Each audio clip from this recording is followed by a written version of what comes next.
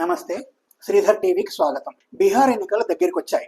ఎట్టి పరిస్థితుల్లోనూ నవంబర్ 22 వరకు కొత్త అసెంబ్లీ ఏర్పడాలి. ఈ మధ్య బీహార్ లో SIR స్పెషల్ ఇంటెన్సివ్ రివిజన్ అని పేరిట కొత్త ఓటర్ల లిస్టు తయారు చేస్తున్నారు. సెప్టెంబర్ 30 తర్వాత ఏ క్షణాన్నైనా ఎన్నికల షెడ్యూల్ ప్రకటించవచ్చు బీహార్ లో. అంటే చాలా ఆలస్యం అయితే నవంబర్ 5 నుంచి నవంబర్ 15 లోపున ఎన్నికలు పూర్తి కావాల్సి ఉంటుంది. బీహార్ ఎన్నికలు 3 వాయిదాల్లో జరగవచ్చు, 3 దఫాలుగా. బీహార్ లో ఎవరు గెలుస్తారని దేశం మొత్తం ఉత్సుకతో ఎదురు చూస్తోంది. బీహార్ లో ఎవరు గెలుస్తారు అని చెప్పడానికి అనేక విషయాలు తర్కించాల్సి ఉంటుంది. ఏ ఒక్క అంశాన్ని తీసుకొని దీన్ని నిర్ణయించలేం. ఈ సంవత్సరం ఆగస్టు కన్నా ముందొచ్చిన అన్ని సర్వేలు కూడా నిజమని చెప్పలేం.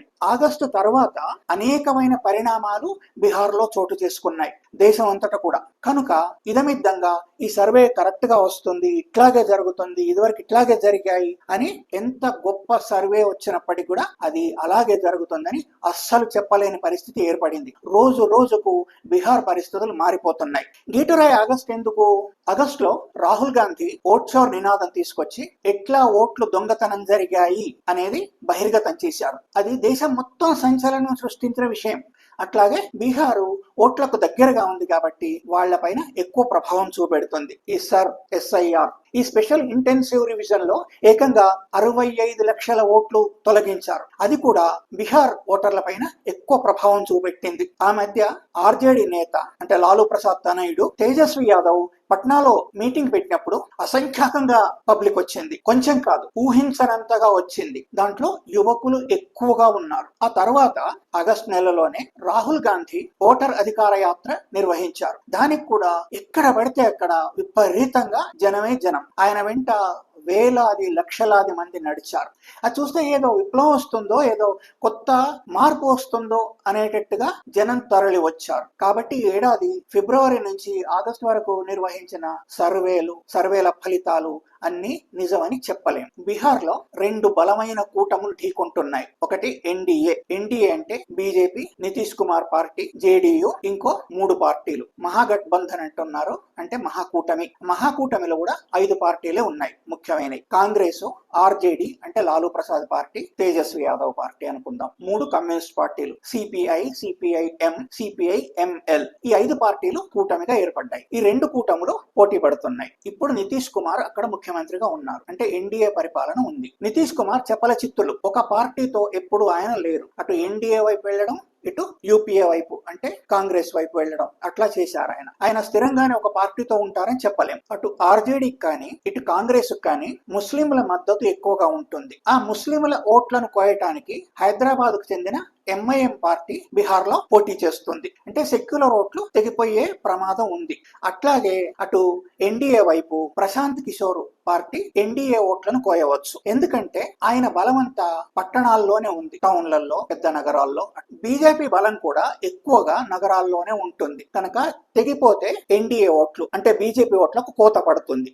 నితీష్ కుమార్ వెంట ఎక్కువ మంది మహిళలు ఉన్నారు. EBC అంటే ఎక్స్ట్రీమ్లీ బ్యాక్వర్డ్ క్లాసెస్, అతి బలహీన వర్గాలు కొందరు ఆయన వైపు ఉన్నారు. ఆయన కుర్మీ వర్గానికి చెందినవారు. బీహార్ లో కుల రాజకీయాలే ఎక్కువ ప్రాధాన్యం వహిస్తాయి కనుక కుర్మీలంతా కూడా నితీష్ కుమార్ వెంటే ఉంటున్నారు. మహాకూటమి వెంట ఎవరు ఉంటారు? మైనారిటీస్ ఉంటారు, ముఖ్యంగా యాదవులు ఉంటారు. EBCలో ఒక వర్గం ఉంటుంది, మిగతా కొన్ని క్యాస్టులు ఉన్నాయి. అయితే యాదవులు, ముస్లింలు, EBCలను ఏకీకృతం చేయాలని తేజస్వి యాదవ్ బాగా ప్రయత్నిస్తున్నారు. యూత్లో ఎక్కువ శాతం తేజస్వి యాదవ్ వెంటే అంటే మహాకూటమి వెంటే ఉన్నారు. నితీష్ కుమార్ కు 74 ఏళ్ళు వచ్చాయి. ఆయన ఆరోగ్యం అంత బాగా లేదు. కొన్నిసార్లు ఆయన ఏం మాట్లాడుతున్నారో, ఏం చేస్తున్నారో కూడా ఆయనకు తెలియని పరిస్థితి ఉంది. ఆ మధ్య చూశాం కదా, జాతీయ గీతం ఆలాపన జరుగుతున్నప్పుడు ఏవేవో సైగలు చేశారో, ఏవేవో మాట్లాడుతున్నారు. మాట్లాడకుండా నుంచోవాలి కదా, అప్పుడు ఆలపిస్తే జాతీయ గీతాన్ని ఆలపించాలి. ఆయన పట్ల యాంటీ ఇన్కంబెన్సీ బాగా ఉంది, చాలా వ్యతిరేకత ఉంది. ఇప్పుడు ఆయన్ను ముఖ్యమంత్రిగా కోరుకునే వాళ్ళు 31 నుంచి 35% ఉన్నారు. అదే తేజస్వి యాదవ్ ను ముఖ్యమంత్రిగా కోరుకునే వాళ్ళు 48% ఉన్నారు. బీహార్ లో ప్రజలను పట్టి పీడిస్తున్న సమస్యలు కూడా నితీష్ కుమార్ కు వ్యతిరేకంగా పనిచేస్తాయి. విపరీతమైన నిరుద్యోగం ఉంది. ఎట్లాగో బీహార్ లో దారిద్ర్యం ఎక్కువే, మహిళలకు రక్షణ లేదు, లా అండ్ ఆర్డర్ పరిస్థితి కూడా అధ్వాన్నంగా ఉంది. ఆరోగ్యం గురించి కానీ చదువు గురించి కానీ పట్టించుకుంటున్న నాథుడే లేదు. అవినీతి ఇంత అంతా కాదు, తీవ్ర స్థాయిని చేరింది. ఇదంతా ప్రజలు గమనిస్తున్నారు, ప్రజలు పడే అవస్థలది. అట్లా ప్రభుత్వ వ్యతిరేకత విపరీతంగా అక్కడ పెరిగిపోయింది. రాహుల్ చెప్తున్న ఓట్ చోరీ ప్రభావం బీహార్ ఓటర్ల పైన విపరీతంగా ఉంది. మేము వేసిన ఓటు మేము వేసిన పార్టీకే లేదా మేము వేసిన అభ్యర్థికే పడుతుందో లేదో అనే సంశయం వాళ్లలో గూడు కట్టుకుంది. బీహార్ లో మొన్నటి దాకా ఉన్న కాంగ్రెస్ వేరు, ఇప్పటి కాంగ్రెస్ వేరు. రాహుల్ చేసిన ఓటర్ అధికార యాత్ర వల్ల ట్రెండ్ మారిపోయింది. చాలా మంది ఆయన వెంట వచ్చారు. ఆయన చెప్పుతున్నది నమ్ముతున్నారు. ఆర్జేడీ నుంచి,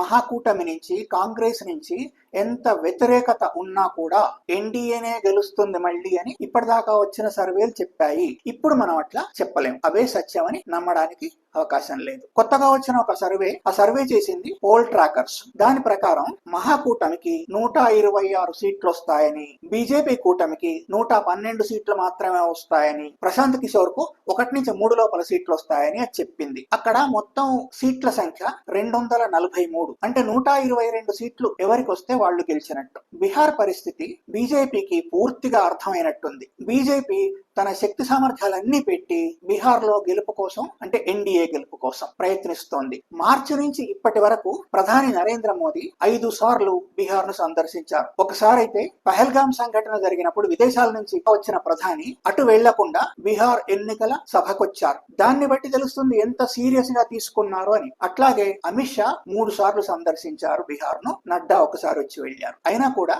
ఎన్డీఏదే గెలుపు అని చెప్పలేను. మహాకూటమి విషయానికి వస్తే తేజస్వి యాదవ్ ఇంటి పోరు ఉంది. సెక్యులర్ ఓట్లు అంటే మహాకూటమికి పడే ఓట్లు చీల్చడానికి ఎంఐఎం ఎక్కువ ముస్లింలు ఉన్న స్థానాలన్నింటిలోనూ పోటీ చేస్తోంది. అట్లాగే ప్రశాంత్ కిషోర్ గ్రామాల్లో మహాకూటమి ఓట్లను కూడా తెక్కోయొచ్చు. ఆయన పార్టీ గెలవకున్నా కూడా ఓట్లను కోయడంలో మాత్రం ముందుంటుంది అని విశ్లేషకులు అంటున్నారు. ఏముంది, 3000, 4000, 5000, 10,000 ఓట్లు కోసినా సరిపోతుంది కదా. కొన్ని చోట్ల 500 ఓట్లు కోసినా సరిపోతుంది. గెలుపోవటములు నిర్ణయిస్తాయి. అన్ని అనుకున్నట్టు జరిగితే మహాకూటమికే గెలిచే అవకాశాలు ఎక్కువగా ఉన్నాయి. కానీ అన్ని అనుకున్నట్టు జరగాలి కదా.